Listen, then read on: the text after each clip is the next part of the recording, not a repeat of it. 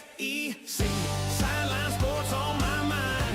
Rob Brown calling game time, highlight shine, executive mind. Brendan Martin keeping Rob in line. Like, subscribe, share it, tell everyone. Sideline sports, y'all come back real soon. Same place, same time, same tune.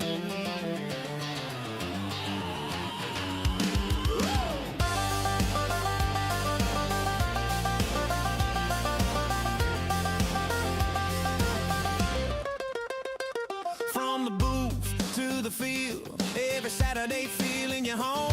We ride that rivalry, make that living room sound like the zone. From Tiger Grouse to Rebel Crowds, every hometown heartbeat loud. Rob and Brand turning up that talk like you right there inside the crowd.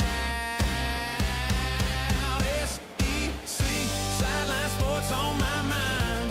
Rob Brown calling game time, highlight shine, executive mind. Brandon Martin keeping Rob in line. Like, subscribe, share it, tell everyone. Sideline sports, y'all come back real soon. Same place, same time, same tune. Hey! Whoa! Gotta always have a whoa in there, as we are in the Deep South. Good stuff, man. Good stuff. All right, Rob Brown here with you. It is Good Friday, one of the holiest days of the year. I know a lot of people are out today. Yeah, welcome aboard the sidelines on this Friday. Do dishes. That's why I have a Christmas mug. Thank you. Yes. April. Hey, I once kept the Christmas tree up till July 31st when I was going through divorce. Through and I just a divorce and probably didn't have a woman around you. Yeah, and exactly. Till July 31st. That's the record. But it is Friday, April 3rd, 2026. Rob Brown, Memphis. Brendan Martin, Ocala, Florida. Executive producer extraordinaire. We're streaming on live 9 channels of Instagram, Facebook, Twitter, and YouTube. Smash, subscribe. You know the social media drill. Like all that good stuff. And thank you so much. We're growing. We're going after this Facebook, and we really appreciate you so much. When you watch this show, share it with all your friends once we start. We got Kevin Scarbinsky. Scarbo knows, one of the best basketball writers, football writers, not just in the South, but in the country. Kevin Scarbinsky. Frank Duffy, Doug Dean will join us. Brad Bellamy will check in the fourth quarter from Landers Ford. And again, check all of our sponsors out, sidelines.live. Lot to cover. And I'll tell you what, I think a lot of people are listening. I know what we're saying, and I think they're listening to what we're saying. You're going to start seeing guys stay in college longer because they get paid money. If they don't think they're going to be a high pick, NIL is going to keep them in college. Watch what happens. Everybody can't be right at the same time. And I'm going to tell you, who doesn't want to leave college? Now you're going to pay me to be in college? Yeah. Like millions of dollars to hang out with co-eds and be like big man on campus with a haircut? Yeah, I'll go exactly. to college for 10 years. Yeah, that's what's going on. So look, hey, let's bring everybody in here on the panel here. And I'll say something. I heard something yesterday when I'm out running and biking and driving. I listen to a lot of great motivation. And one of the things I heard yesterday was, if you don't write down a set of goals and objectives that you want to accomplish and achieve in life of what you are and who you are, you will end up working the rest of your life for people who do that. Kevin, can you imagine the car that you get in with Rob? It's like, okay, breathe, Rob. Well, I listen. I know how fast Rob talks. I'm not sure I want to get in a car with him driving. I'm good enough. I'm smart enough, and gosh darn it, people like me. People like. I have numbers. I swear they're coming on. He's doing it. I swear. Hey, no, but it is true though. And you think about this, guys. All the stuff happening. I've been watching. We know what's going on with LSU, and Will Wade always wanted to come back to LSU. We got the Final Four this weekend. Auburn, the only SEC team, whatever you want to say, still playing. I fell asleep listening to Andy Burcham, the Auburn Network. They got that win at Hinkle Fieldhouse. So there's still a lot of basketball, and Doug Dean will join us in a minute. Kevin, I'll start with you, and Frank. Frank has got Major League Baseball written all over him. He's going to be telling us a story about the Astros coming up here, which is, Frank, this is not unbelievable because I believe in you. Don't ever use that term unbelievable. I already believed in you. You are a talent. from the first time I met you, October 30th of 2020 in Buckhead at the Melt Studios when you came and did the show with me, per the recommendation of Billy Roberts. But Kevin, let's let her rip about college basketball, the Final Four, and whatever's on your mind. Well, first of all, good morning, everyone. It is cool what the NCAA has done this year for the first time, bringing together the NCAA Final Four, the NIT Final Four, the Division II and Division III national championships are going to be played on Sunday, along with the NIT championship, Auburn and Tulsa. And so it's really a neat celebration of basketball, and there's no better place to do that than in Indianapolis, which I've covered a number of Final Fours there, and it's a great central location, not only in the country, but you can walk to so many events downtown in Indianapolis. They've done a great job with that city. It's been a while since I've been there, but so it's a lot of fun. And look, I know the NIT is not the NCAA tournament. Nobody wants to be in the NIT. That's not your goal when you start the season. But if you're going to be in it, might as well win it. And it is so much. It's really fun to see an Auburn team that seemed to splinter as they started losing games in February and into March. They look like they're having more fun and they're more together than they've been all season long. Now, will it translate into next year? Who knows? Who knows how many of those guys are going to be back? But they're making the most of their opportunity, and only an Alabama fan could poke fun at that. Yeah, and I tell you, John Hartwell and Yan Calvert were on the show yesterday on their way up to Hinkle Fieldhouse, and they were sending me pictures in real time. What is the great line, Kevin, before we go to Frank, that Gene Hackman said in the movie Hoosiers? He took out a tape measure, and he said, I just measured the distance and the width. These are the same dimensions as our basketball arena back home in Terre Haute or wherever they were. In Hickory. Yeah. Hickory. Yeah. Yeah. And Auburn put out a cute tweet with the theme music from Hoosiers playing in the background the other day when they had their first practice. They had their first practice there. I don't know if they paid a rights fee for that. Yeah. But I think they could probably afford it. But look, the NIT is mostly mid-major teams, and an SEC team should run roughshod through a bunch of mid-major teams, and that's what Auburn's doing. So. And let's face it, Auburn with Bruce Pearl Jr. should say, celebrate us for who we are and who we are not. Yes. Meaning my dad. Listen. Well said, Frank. Even Duff is embracing the LSU Darth Vader moniker, taking a cheap shot at Bruce Jr. I love it, man. We're in black, man. We're in black. I think we're coming up with Clemson and all blacks. Embrace it.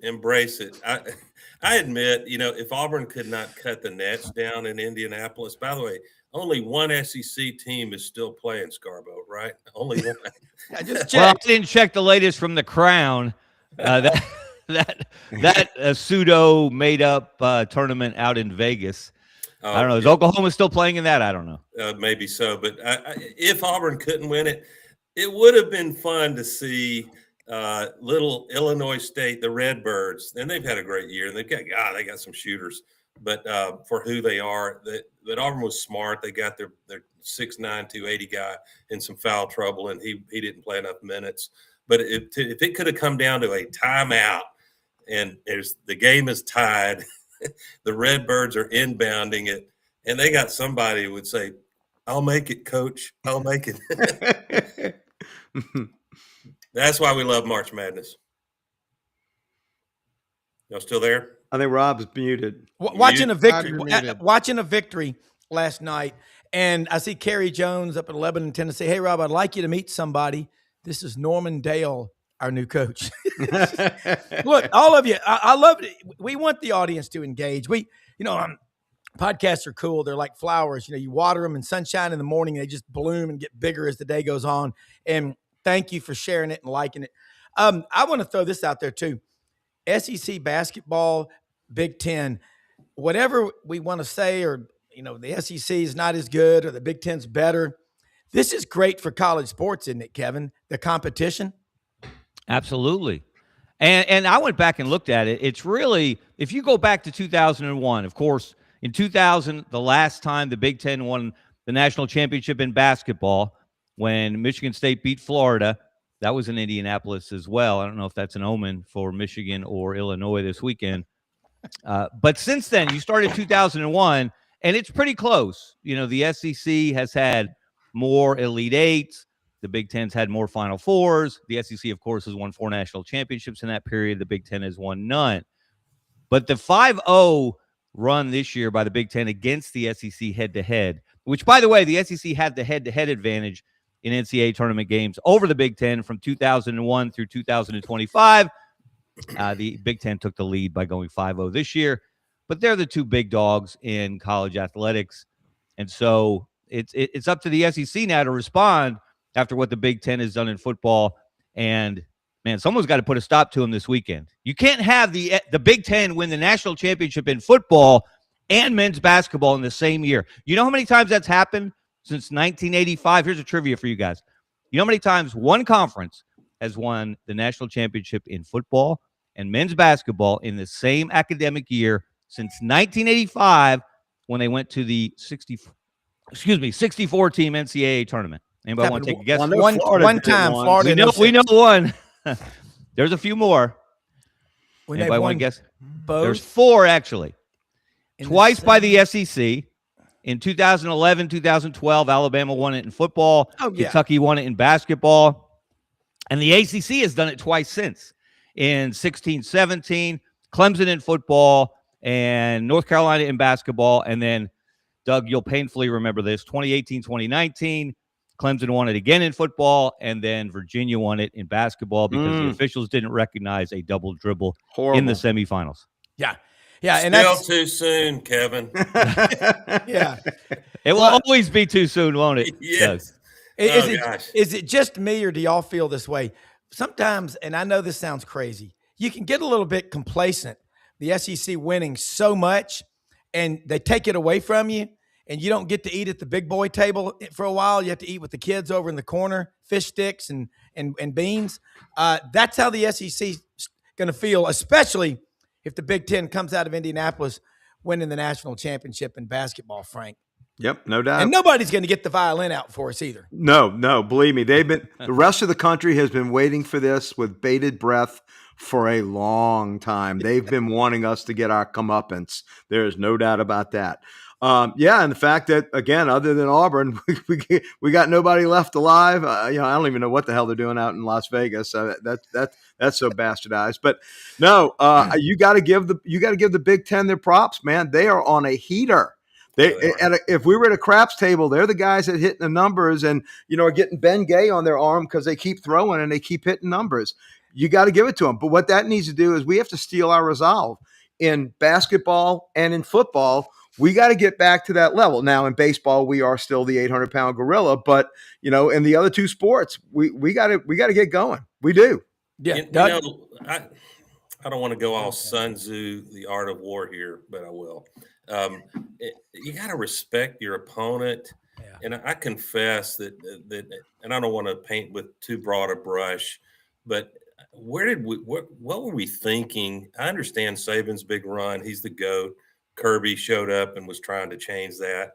And the SEC was dominant in football. But, man, the Big Ten and a couple others didn't just go away quietly.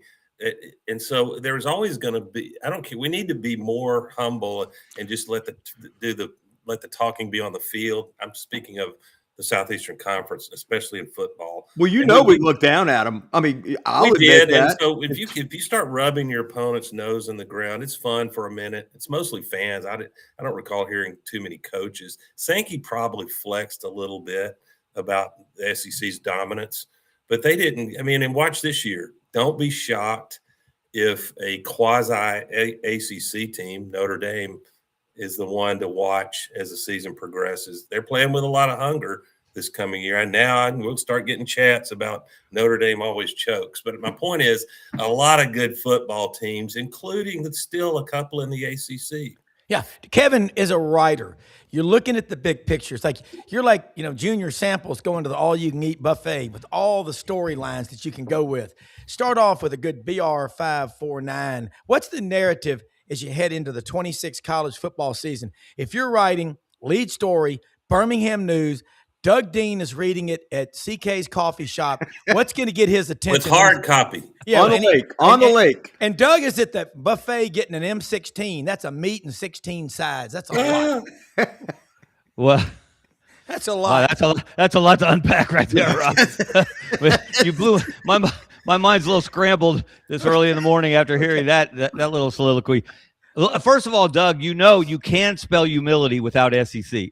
Yeah, those two things don't go together very well. Man. And you guys remember at SEC football media days a few years ago when Greg Sankey was asked about continued expansion and will there be super conferences, and he said we are a super conference. He said it flat out in Atlanta. I remember I was in the room, and so look, there's still a super conference, but it's about time to start winning championships again, because look, that's how the SEC became a superpower, by winning national championship after national championship in football. Of course, they were winning them in other sports as well, not just in basketball, but in women's basketball and softball and baseball, et cetera, et cetera. And nobody does that like the SEC. I know. You know who I blame? This would blame? all be different if Kirby Smart did his job as the successor GOAT. And I'm mostly kidding. Kirby's got things going in Georgia, but Georgia had the horses, for heaven's sake, to win at least one more, maybe a couple more. And man, it comes down to quarterback play, and you get bit in some of these big games. So that's what Saban was so good at. He could reinvent his team year to year, even after winning a championship, he could see the weaknesses and do something about it. Not only reinvent his team, but reinvent his philosophy. Yeah. I mean, that was the amazing thing. I mean, tactically, he could change on a dime because he's smart, and he could do that in a halftime. You saw halftime adjustments that won him national championships. But the man changed his philosophy. And when you're the greatest of all time and you do a pivot on the way that you're approaching the game, that's, I think, the Saban legacy. And I think Kirby has that potential to do that. But now it's going to be a lot tougher. I mean, the competition, the landscape's a lot more, a lot tougher than when Saban was running roughshod in the teens. Yeah, Kevin, here's a great point, Frank. Look at Alabama. Since 2020, their last national championship. Played for it in 21 against Georgia, lost. Of course, you had your top two receivers lose them in the SEC championship game and in Indianapolis. All right, so since then, you've had guys like Bill O'Brien, Tommy Rees, as offensive coordinators. Now, Grubb, Pete Cordelli said on the show a couple of weeks ago, Ryan Grubb was fired at Seattle because they couldn't run the ball. He comes back to Alabama last year. That's the worst Alabama rushing game in almost 60 years. He's back this year. They don't have their starting quarterback. They're relying on Austin Mack or Keelan Russell, someone like that. Kevin, they're eating a meat and three over in Tuscaloosa at Wayfarers or Ferguson's or Waysiders or whatever it is. Wake them up. What's the story with Alabama? You know that program very well, and you are a neutral fan. You're not even a fan. You're a journalist. Tell that to my readers. I know. That's why I said that. Auburn ones don't believe that. Yes. Nobody believes that. Auburn fans think I'm a Bammer, and Alabama fans think I'm a Burner, and they're both wrong, of course. Oh, we love you. Just be Kevin. But that's knowing Kevin, the timing. Tell me if I'm right, Scarborough. The timing of when you cease the hate on one and commence the hate on the other. That's good for business, right? And look, after your Will Wade comments this week, you pissed off all the LSU people too. You're in there too. I see someone's paying attention. To my comments beyond Auburn and Alabama. I got some text. Who's this Scarbinsky guy? Yeah. Well, Kevin, write that story right now with Alabama. All those offensive. The last time they won the national championship, you know who the offensive coordinator was? Steve Sarkisian, who's now at Texas. Yeah, who's going to be the favorite to win the national championship this year? The team coached by Steve Sarkisian, I believe, out at Texas. Not happening. It may not, but they're probably going to be preseason number one. I wouldn't be surprised. Yep. Look, Kalen DeBoer still has a lot to prove, not only to the college football world at large, but to Alabama fans. There's still a split, I would say, in the fan base on whether they believe he's the guy that he can get them back to a championship program and winning championships. He got in the playoff last year. and didn't, won one game with an incredible comeback against Oklahoma and then got embarrassed by Indiana. That's what you can't see. If you're Alabama, you want to be in the hunt, you want to be in the playoff. Anybody wants to be in the playoff, but I think that's kind of the annual expectation of Alabama fans, especially with 12 teams now, and who knows how much it's going to expand to. So he's got to prove that he can get back in there and then win games and get to the championship game, win a championship. I don't know how soon he has to do it, but they have to look better than they have. They've been too inconsistent. And that's the thing about Saban's teams. For the most part, they never lost to teams they were better than. It was very rare for them to get upset by someone. But they would lose to a Georgia, well, not much here or there, or an LSU with Joe Burrow and all that talent that they had in 2019. But they didn't lose to lesser teams. And that's something. And people have to adjust their expectations too, because you say Indiana football and you think, and put Alabama's history against Indiana's. Well, it's no comparison. That history didn't mean a thing in the Rose Bowl. It was one football team that was superior to the other football team. It was one coaching staff that was superior to the other coaching staff. And that's hard for Alabama fans to swallow. Scarborough, you just crystallized his problem, DeBoer's problem, just there. You talked 2 lines about DeBoer and then immediately went to Nick Saban. That was the next word that was out of your mouth. He has the problem. In vaudeville, it's very well known. There's 2 things that you don't follow: kids or animals. You never go on stage after them. You know what you don't do in sports? Follow the greatest of all time. I don't care what your issue is. You got a problem. That was like the Alabama coaches when they followed Bear Bryant. It didn't matter. Ray Perkins was a dead man walking just because he took over the seat right after. I'm telling you, DeBoer, he's got a big, big problem because they are going to always be judging his results against Nick Saban's. Unfair? Yes. Life's not fair, but he's got that issue. And here it is. You crystallized it in the 3rd sentence, and he will always have that. I don't care how much success he has. Yeah. That's a great observation, Frank. Yeah. That cloud is hanging over his head every single day. And no one, I don't care who they would have hired. I don't care if they had hired Kirby Smart. I don't care if they'd hired Steve Sarkisian or Lane Kiffin. Nobody was going to live up to what Nick Saban did. Yeah. Well, you don't want to follow kids or animals, or on the Tonight Show, you didn't want to be on the same stage following Raquel Welch or Angie Dickinson, Doug. I just don't know, guys. I don't know what to do with Rob Brown's metaphors this morning. I mean, they're excessively feminine. Yeah, I'm really with you on that, Doug. I'm having a hard time. We love you, Rob, and we're going to reel you back in, brother, because you're good at all of this.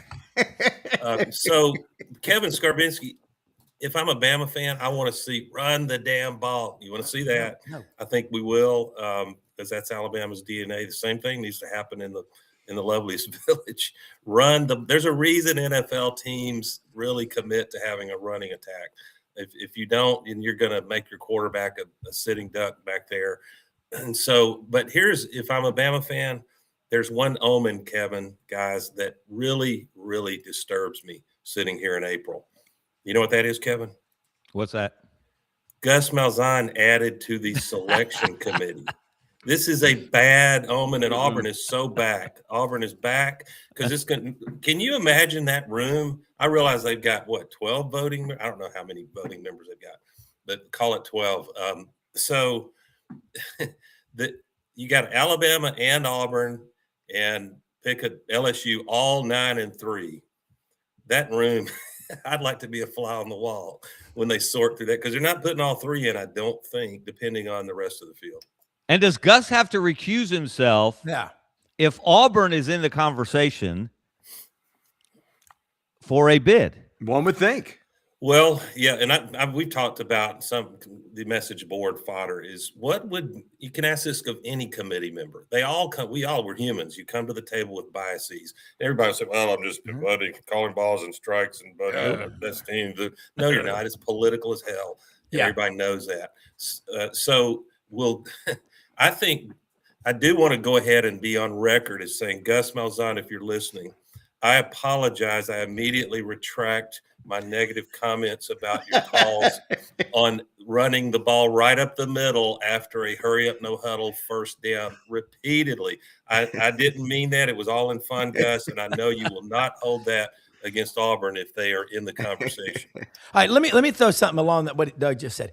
You look at what Indiana did last year, and it can't be lost that Indiana and Vanderbilt had their best years in school history in the same year. Who would have taken those odds in Las Vegas 10 years ago, Frank, maybe 5 years ago? Nobody in their right mind.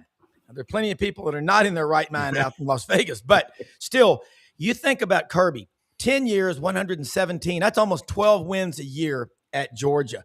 And Georgia fans, all they want to do, a lot of them, is rip into Mike Bobo.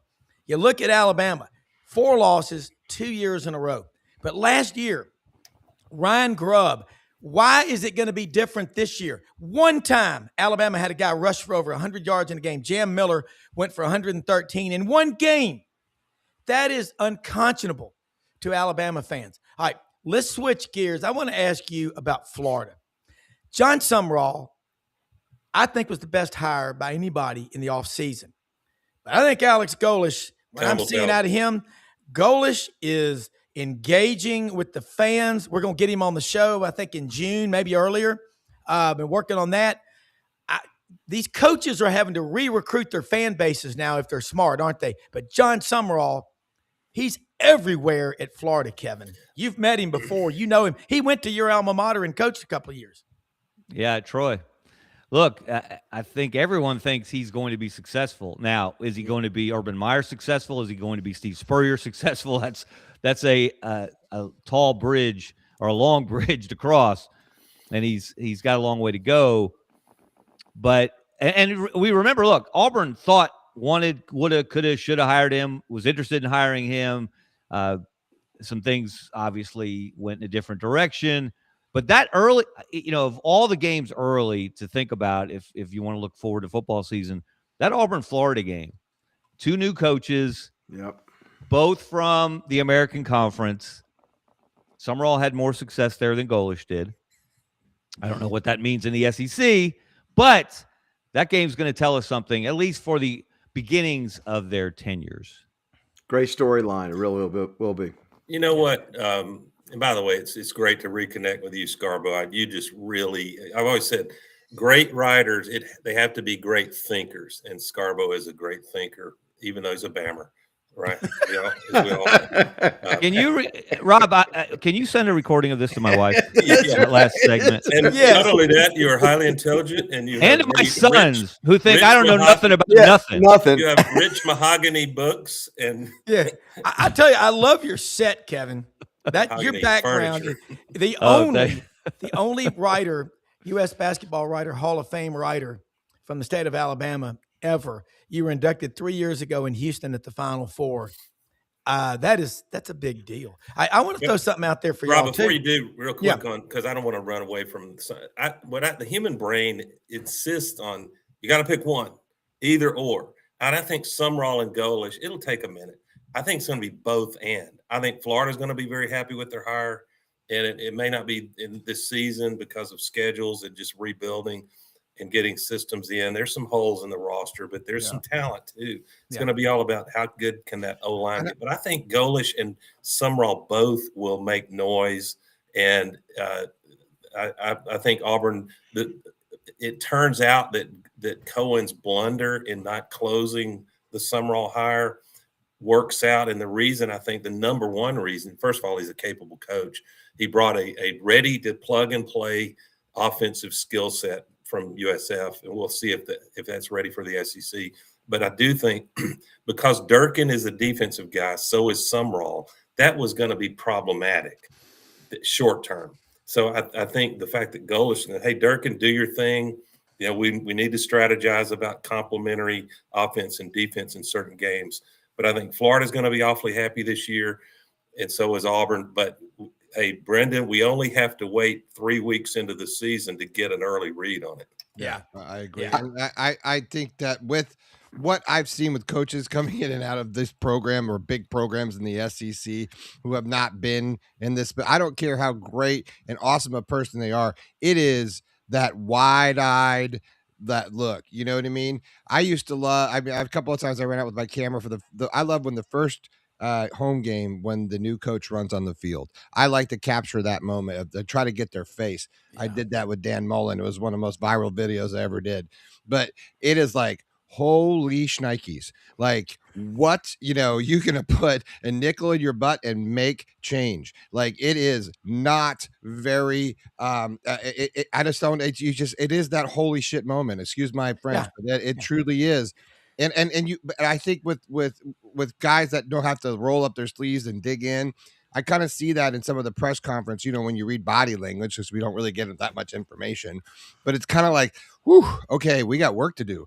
Like, there is work to do. And he has been reiterating that every single press conference, from the interview with Buddy and Franz and beyond. Like, hey, these guys, we're not there yet. We're not even close to there. Brendan, speaking of riding, I'm going to give you a little foreshadowing.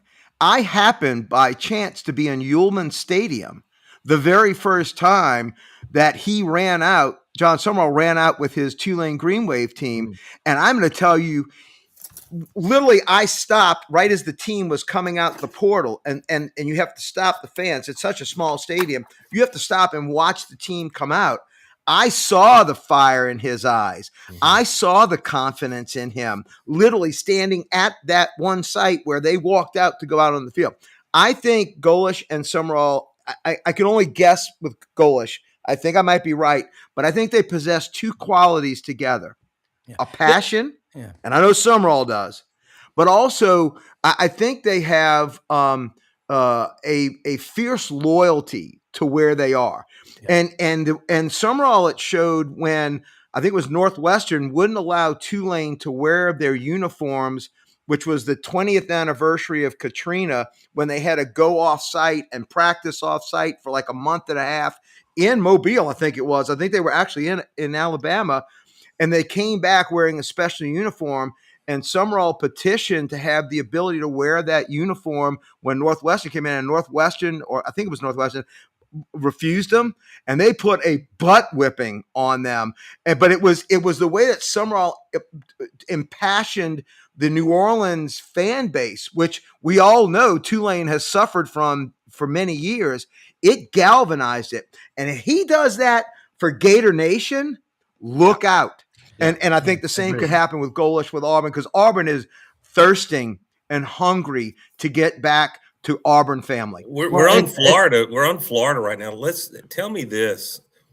It goes to fan base DNA, and I realize it starts with it's more fun. The fun, as Stalling said, the fun is in winning games. The fun is in the winning. And there's so many other great Stallings quotes, like some fan telling him, "Why didn't you run this play or that play?" And he said, the minute I start taking advice from somebody sitting up in the stands, I'll be sitting up there with them later. Yeah. Great line. The thing about Florida fans, Brendan, you're the aficionado on that fan DNA. Can they handle not having really explosive Spurrier level offense? Because that's kind of Golish's calling card eventually. At least that's what he wants to do. And I'm not saying Summerall wouldn't love to put up 40 a game. He would. But he's probably pretty happy just grinding people into dust, running the ball, and playing great defense. Will Florida fans care, is my question, Brendan, how you win? No. Florida fan is battered and beaten and just want the W. They don't care. They'll celebrate the damn kicker. They don't care. We just want a win. We want a consistent season. And I think Florida fan has been through the ringer a little bit more than a decade now. So, I think it's just, with the disappointing, basketball season, especially, I just think Doug is that I just think they want consistency and look, we celebrated 6 wins, 5 wins, like we've already changed the perspective and the parameters in which we call a successful season. After baby steps. There's a strain of Auburn fans, honest to God, that would rather lose a close game running the ball for 200 yards than win a game through the air. This is Summerall and Silverfield on the field right before the Memphis Tulane game back in November. And Summerall, one thing you noticed about him, like he walks up to every player, Kevin, on the field, every one of them talks to He's him. a motivator.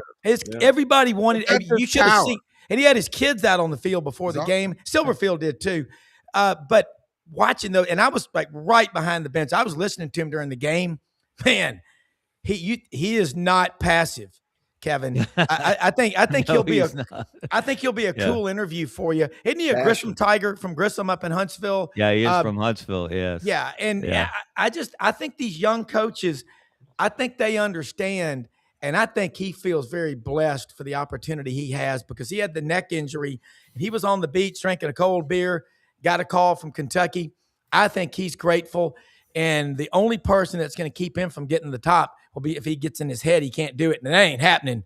Let me ask you this. He's not afraid to make a decision, and I Yeah. think that's where Billy went wrong. I think that he was afraid. He was indecision. Billy Yeah. used to take notes every day from like what he did. Yeah, and he did. He'd go and check and see what he can improve on. That's not how this guy rolls, man. He Yeah, goes yeah. in, he calls it as he sees it. He goes in, and he's not afraid to dig in. It was almost like Billy's afraid to be successful. You know what I mean? You ever seen that where like guys are just sort of Well- afraid to step into that role? And I don't see it at all. He's a combat vet. He didn't mess around. He's seen life and death. And I think that is the difference here. I really, really believe that his military background right now, because if you look at Urban Meyer, that Urban Meyer's all military background. Like that's his whole gamut. Is that that's where he runs his team. Wait, was Silverfield in the military? I mean, no. Oh, I'm talking- Summerall? Yeah. I don't. Yeah. No, he went to Kentucky. Summerall? Huh? He went to Kentucky and played I'm football. talking about I'm talking about the veteran, the experience that he's got with the from his military background. I don't know what. Check and see if Summerall. I don't know if he was in the Army or not, but I know that he is an intense guy, and I think he's very smart. Kevin, if you were interviewing any coach in the SEC right now, who's one we're not talking about you'd love to talk about and write about? Oh gosh. It's on the spot Friday. Well, look, I mean, I want to sit down with Alex Golish, being a new coach in this state. I always try to, develop a relationship with those guys, get to know them before they start reading and listening to me and start hating me if they don't do well. That's a long list, by the way. I don't know. This Will Stein dude at Kentucky seems very interesting to me. One thing that's interesting is these new guys that they do have in common is they do have some SEC experience. Summerall at Kentucky, obviously, Golish at Tennessee. So running out into an SEC stadium won't be a first for them. But as Brendan said, when you're running out as the head coach, that is a different thing. It is. Dan Mullen had been in the SEC at Mississippi State. It's a different animal at Florida. I think Silverfield's going to be a good interview as well for you, Scarbo. I think he's an interesting guy. Yes. That Memphis team, and look, we've had him on the show, right, Rob? Yeah, I mean, a couple of he's times, been yeah. on with us, and Yeah. and look, I think he's going to run an impressive program over in Arkansas. And look, you talk about somebody that's starving. You get some success at Arkansas, and they start loosening up some of the crowbars in their wallets. And they start getting money coming in, and they make that next step. If Silverfield can do it, I think he's a fascinating hire and what he can do. Yeah, That's Kevin, good. he got Above in with the average. Tysons. I know Above that. average hire for Arkansas, and I mean no Yeah. meanness with that. Okay, we interrupt this programming with your The- fact checker. Yeah. AI assisted John Sumrall has a notable military background. He enlisted in the U.S. Army after the events of 9/11 and served in Iraq from August 2003 to January 2009 as a part of Operation Iraqi Freedom 5 and 6. Yeah. So that's a big deal. And his wife is also a veteran, has combat experience. But did he, as an 11-year-old boy, flee communist Russia to get to the U.S.?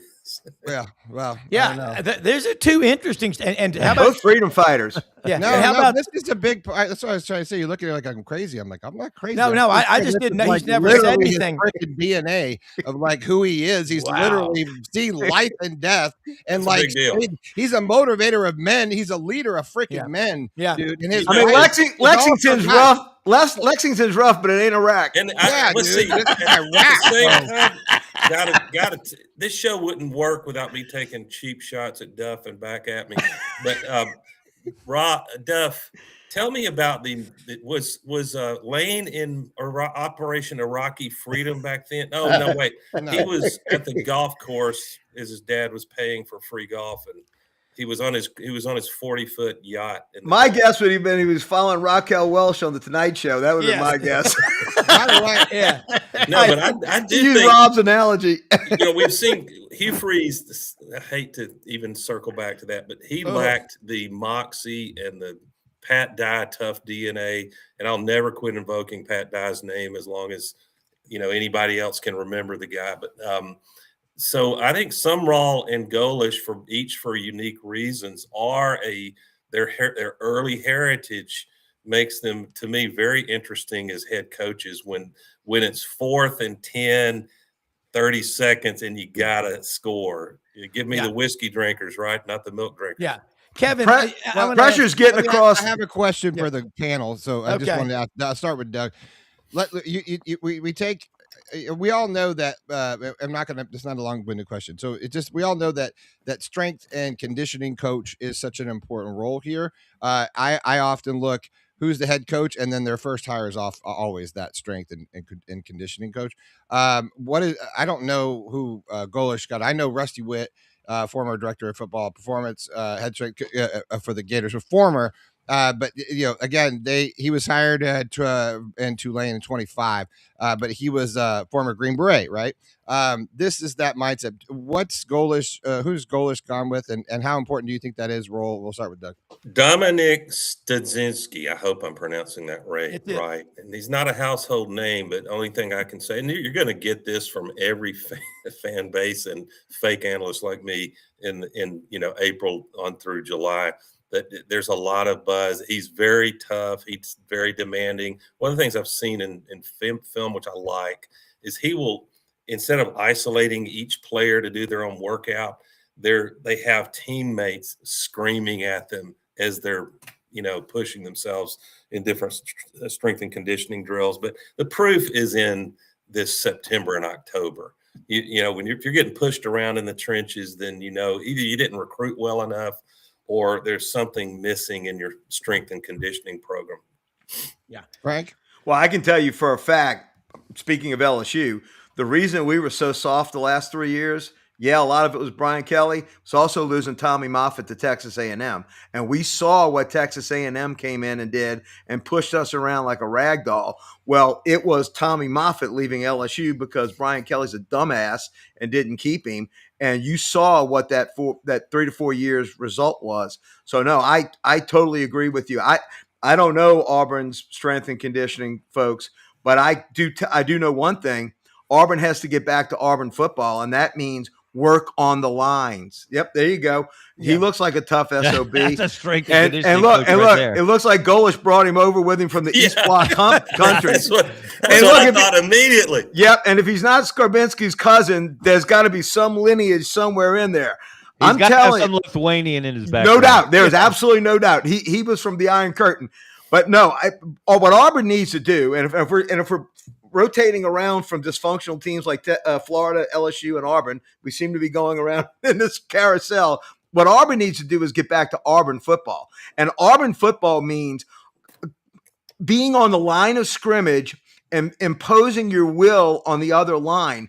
And that is what we have not seen under Auburn football since Potato Boy and even with Hugh Freeze. And by the way, I'm shocked that it didn't do that with Freeze, because Freeze saw that when he was with Ole Miss. When Ole Miss started playing good line of scrimmage football, they were winning. Now they were doing it with illegal players, but it was still that approach. That's what Auburn needs to do. And strength and conditioning, to your point, Brendan, is where it surfaces. You win games in the SEC now with how much work you put in the weight and your agility training. Knock somebody's ass in the dirt. Yes. And run for 8 yards. Then to me, the archetype. Everybody wants to invoke Bo Jackson. I get it. But Kevin, what about Bam? Oh, I'm sorry. Stacy Danley. And you got late in a Georgia or Alabama big game, and you could just hand it off to that guy, and he would get hit, break tackles, and move the chains. That's what it's not only what fans want. I think the SEC's got to the point you better have that arrow in your quiver. Yeah. Let me say something real quick to Brad Bellamy. Landers forward. We're going to get back in this panel. I'm We're out, talking Rob. you're out? I had to hard stop. Sorry. Okay. Sorry. All right. So, Brad, truck month ended March 31st. We've got a new month. It's April 3rd. It's Good Friday. A lot of people off today, probably be taking the time to do some things they don't normally get a chance to do. What's going on at all the Landers locations, especially yours at Poplar and Houston Levee and Mount Moriah and I-240? Hey, good morning, guys. So I think Doug was trying to fly to the NIT finals. Is that what he's trying to talk to? So, we're all fighting for a championship somewhere, right, guys? So, first things first, happy Good Friday to you, gentlemen. Great to be on the show. One big thing we're doing this weekend only. So that starts today, goes through Monday. Any new or used vehicle, whatever price we got. If you mention this spot, $500 off additional. So any new, any used, whatever price you see, we're going to add $500 off to that. So you just got to let us know you heard about it. We're also going to put that on Facebook and Instagram. That starts today, goes through Monday. In addition to that, we got some great programs. So yes, the 0% for 60 went away from truck month, but that doesn't mean the rebates went away. So we got up to 20% off on F-150. I have a white XLT through 2A that was originally stickered at $64,450. I got that baby, $12,750 off. You come today, it's over $13,000 off, 20% off. So out the door, if you take all the rebate money, at $51,700. So plus tax, title, and license. But great programs on F-150. A lot of rebates still there. The other big thing that Ford launched this month, we have an owner loyalty program across a lot of the lineup. So Maverick, an extra rebate, $2,500 to $3,000 off. We got $4,500 off those. A brand new 26 Explorer with that owner loyalty. You don't have to trade it in. It doesn't have to be yours. As long as it's in your household, 95 or newer, you can get an Explorer at $37,990. So some great programs. I got 125 Escape left, 20% off, $28,925. And then we got some great lease deals. Mustang Mach-E with 10% down at 10,500 miles a year, $357. And that's out the door, guys. $449 for a Bronco Sport and $399 for an EcoBoost Mustang. So we got some great programs. Coming out and see us. Tomorrow late, obviously we'll have the Final Four on, but want to get you guys taken care of this weekend at Landers Ford at the corner of Houston Levee and Poplar. And that is the great one. And also, just ask for Brad Bellamy. Make it simple. Brad, I'm going to come back to you. Kevin, follow up on that question that we were answering right before Brad came on about strength coaches and all the culture of toughness that you got to have. We were just kind of going around. You can cover Bama probably pretty good there, Kevin. Well, if the proof's in the pudding, then last year is not a good endorsement for Alabama's toughness. You look at that offensive line, and obviously, as if you look at star ratings and you look at size and raw strength, they should have been a dominant offensive line, and they were far from it. They underperformed consistently up front, and that was a big part of their inability to run the ball. It's never just one thing. When they, the fact they couldn't run the ball was not just because Ryan Grubb would rather throw it, or Kalen DeBoer would rather throw it, or Jam Miller got hurt early, or they didn't have elite backs like they're used to having, or the offensive line underperformed. It's usually a bit of this and a bit of that, maybe more so in one game over another. But that's what I think Alabama fans want to see, them be dominant up front again, which they weren't last year, and they got it handed to them by Indiana up front. And that's something that people lost sight of. Everybody got dazzled by Fernando Mendoza, but Indiana could run the ball, and they ran it consistently, and their backs ran hard. It was like they had a backfield full of Brent Fullwoods, who I think was one of the hardest running back, maybe the hardest running back I've ever been around. Now, not the most pleasant individual to sit down and talk to. Yes. I had a class with him. I once did an interview with Brent Fullwood where he sat next to me the entire time with his arms folded at his chest, never once looked at me, and answered every question, or And after about 3 minutes of this, I realized he didn't want to be there, and this wasn't doing either of us any good. So I said, okay, Brent, I know you don't really want to do this, so go have a nice day. But man, he ran angry. And that's what Alabama fans want to see. They want to see backs that run angry. That's what Indiana did last year. They want to see an offensive line that creates holes and gives those backs room to run. So that, and a big part of that is in your strength and conditioning program. Yeah, Frank, quickly, and then back to Brad. I want to ask him a question to follow up what Kevin said. I know you had something to say. You're muted. Frank, we can't hear you. You're muted. Okay. I don't know. It's about time we muted him. Yes. I think Brendan muted me. It wasn't me. When you get muted by your host, something is going bad. You might want to reconsider your barking contract. dog in the background or something. No, I had no barking dog here, boys. I didn't. No.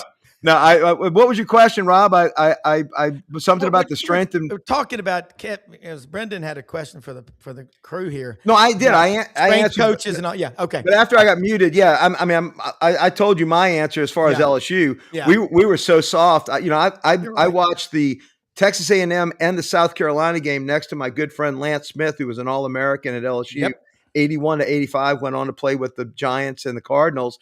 And if he didn't say the word soft every 15 seconds, I was shocked. I mean, look, this is a guy that knows. This is a guy that played offensive line on Sundays. So I think your line play determines how good you are in strength and conditioning. That's the bell cow. And if you're not good, it shows up on Saturdays. Yeah, not a shock. Lance is one of the toughest guys out of Kannapolis, North Carolina. Right. I remember him quite well. Brad, you as an Alabama fan, a Memphis fan, but just a sports fan, your thoughts on Alabama? I mean, just the pad leverage. And I was talking to the biggest Alabama fan on the planet. He's a good friend of mine, and he knows football. Man, he gets to go to practice a couple of times a year still. Talk about they were just pushing Alabama around. You had Ballou and Ray, the strength coaches that Nick Saban brought down from Indiana a few years ago. It's all changed, but they spend more time with the players than any coach or anybody, the strength coach. Alabama under DeBoer looks like a West Coast team to me. Agree or disagree? I agree. I've said this before on the show, but how much of offensive line struggles are just the inconsistency year in and year out? I mean, for a long time, Alabama got the guys out of high school and they grew them up. And one of the big things about, line play is if you don't know where the guy to your left and right is going every single time, and you don't trust them to do their job, it's hard for you to do your job. I had a conversation with somebody the other day. They're talking about the payroll for linemen in the SEC. I mean, it's astronomical how much these guys get. It's not just the quarterback or the receiver or the running back that's getting a lot of money. I mean, these tackles, those guys are six-figure incomes now. I mean, they're getting paid, and probably some of the best are reaching 7. So, I mean, but to me, the physicality is part of it, but these guys don't know how to dance together. And I think that is one of the critical misses. And it's going to be interesting. I think Cignetti's a genius. I think he's going to do phenomenal. This is probably going to be the most turnover he's had in a team this upcoming season. But, I think that it has not been what Alabama fans expect. And that's Captain Obvious. And, the most important question I have of the day, though, is, Kevin, the next time you get an award, where does that plaque go? Is there an open space anywhere behind you? He'll build another wing. I think about how special you are, and then all these different plaques you got behind you. Where does the next one go? Do you have like a throne room in your house that they go to as well? No, his children will be like me. I'll have just closets full of that shit. I got there are more. Yeah, there are more in the closet over there. Every article, every clipping, everything gets saved. It's just that's when you've been doing it a long time. It's funny. It reminds me of an old joke in a Woody Allen movie, and they were flying him to Hollywood to present an award. And he said, all these people do is give each other awards. Best fascist dictator, Adolf Hitler. Yeah. Talking about Yeah. Hollywood, and Yeah. you know, the media industry is not unlike that. There are a lot of writing contests through the years. I've been fortunate enough to Well, win. you've one. Well, earned. brother, it's well deserved. Absolutely. You Well are. deserved. Yeah. But isn't that like just a transition back to what you were saying, Brad? Isn't that true in the sense of like you should play those guys? It sucks to be an offensive or defensive lineman. It's the most work. You get no glory. You got to be a giant. You got to eat. You got to lift harder. No one knows your name. You can't like. It is a thankless job. So I think they're getting their comeuppance, aren't they? A little bit, guys. I feel like that. I'm happy for the linemen. You know, I was a tight end. You know, I didn't have to go with the hogs all the time, but like I was a third down tight end. It sucked. Well, You know, but- learning pass blocking sucks. You know, getting But like, without you can't win. And I Right. think what Brad just said Exactly. about the linemen. Remember when NIL started? Remember it was a big deal. Was it Texas or Texas Tech was giving all the linemen $50,000 and pancakes unlimited for life or something? Now it's 800,000. It's seven figures. it's a fleet of Lambos. Yeah, That's what they did at A&M. yeah. But I will say this: if you paid your salesman in the commission business on the first day of the month, what they made in their best month every month, you think they'd show up for work the next day? No, we see that. Hungry. Oh, You see that when guys are on vacation in a month, Yeah. they get vacation mode the week before and the week after. Mhm. If they have a really strong week, a lot of times you're guaranteed that next week they're probably not going to work as hard because they just got to get Yeah. paid. Well, So you got to be hungry. Like my dad, we go to the beach for a couple of weeks in the summer. He'd take that drawing board, buddy. He'd be up at 5:30 in the morning, work till about noon, come down to the beach. Mom would bring him lunch, and then they'd take up the umbrellas at 5:30. It was cocktail hour and BS and stories and stuff. But work is Kevin, you can do it anywhere. Brad, everywhere you go, people are attracted to you. And it's because of all the stuff Landers does in this community. You're everywhere. Agape, every good thing, Landers has got their handprints on it. I just think that the story right now is just you got to be tough, Kevin. And everybody knows. Yeah, but I toughness think- wins. yeah, Kevin. And have you ever sat there on the Alabama practice and just gone down and watched the offensive and defense, the hogs just work, and the vernacular that they use, like step it in the bucket, you know, don't do this. But One these of are the things that I they love have to learn. That like it is unbelievable what those guys actually go through. It's I funny. really have a lot Yeah. of respect for the big guys. Absolutely. Well, it's funny that Rob, you would mention that because, you know, before national championship games, and I've been fortunate to cover a few, I would always love to go down on the field beforehand. And, you know, you're visiting with people, you're talking to former players, other media members, and I would always go and watch the linemen in their pregame prep just for a couple of minutes. And I'd take some pictures with my cell phone, and when we had cell phones, and it was always interesting to me just to see those guys work and to know that they were going to be a big part of who won or who lost that game. Yeah. And they weren't always going to get the credit for it, but it doesn't start with that. I can remember Alabama. Can't remember if it was when they beat LSU. Sorry to bring that up, Frank, in the Superdome. And the center, and I'm going to forget their names, the center and the nose guard. And I immediately, after the game, went to talk to both of them because that was a line of scrimmage game, and Alabama dominated both. And the center and the nose guard were right in the middle of it, literally and figuratively. And I thought those were the two most important players on the field. Well, they only needed one field goal since we didn't get past midfield because Les Miles is a dumbass. But yes, you're exactly right. And look, I will tell you, you know how awesome Alabama's lines were back when they were making those runs? I sat in an SEC game to watch them play Georgia one time. The Alabama linemen could have blocked the sun. That's how big they were. But to Brad's point, they played as a unit. And I'm going back 2020, 2021. It's a different thing now because they're too transient now. Yeah. But no, unfortunately we've run out of time. But Brad, go ahead and say it. I was just saying, think about the leadership of a guy like Barrett Jones. He played almost every position on that line over his 4-year career. A local Memphis kid, by the way. And just a great guy. Is also on the board with me at Agape. You're right. Those Alabama lines, and guys, they had generational talent at running back too.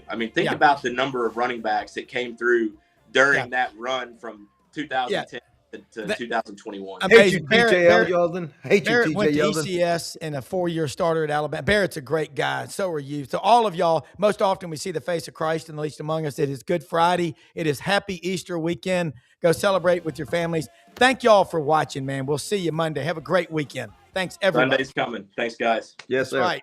See ya. An executive mind, Brandon Martin, keep it raw in line. Like, subscribe, share it, tell everyone. Sideline Sports, y'all come back real soon. Same place, same time, same tune.